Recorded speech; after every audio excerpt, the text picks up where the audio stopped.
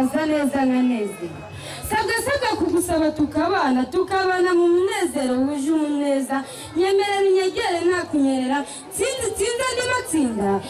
sabwa kugusaba tukabana Samuel dore uwo ndandota dore uwo ntwaye ubwenge dore uwo nshaka iwanjye uko utamwaga ubwiza ni nakatunzu Jeannette we ibyawe nabibwiwe kera nguzi gucunda yera ukamenya koza ibyanze nguzi gukanga imweyo iyo mico kuri wanyu ituma tukwita umwari banyagosenge basetse bose banabasengasiranye ubwuzu muramenye ubwenge bwinshi cyane mubarinde ubwoba bw'urugo rwanyu bwiza murabwubaka mubikunze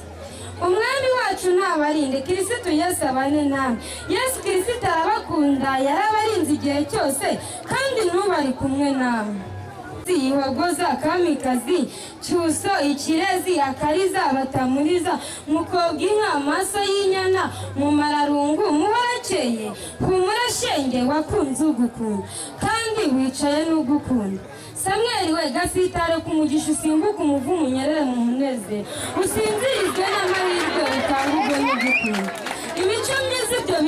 iyo wishimye ndanezerwa iyo urwaye ndaremba iyo ubabaye ndashavura nyemerera nyegere nakumerera maze twihurize urugwiro Samuel we utari utanga inama zo kudatwagwa n'isi mu gihe abandi nkawe baba bashaka utuntu kuruta kumva abantu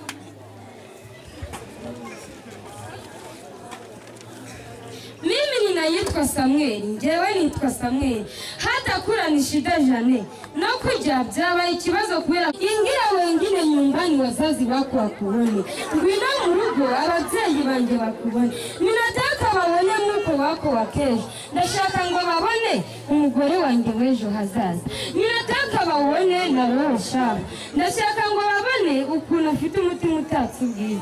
Salimia mpenzi wewe Samuel suhuriza umukunzi wawe Samuel Mubere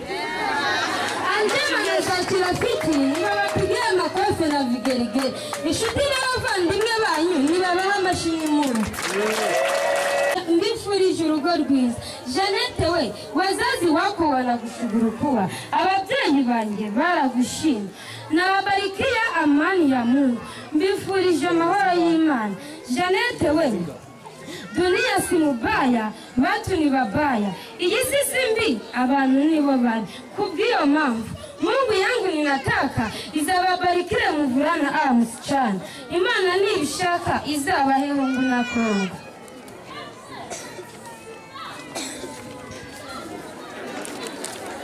This is a gay of Etabad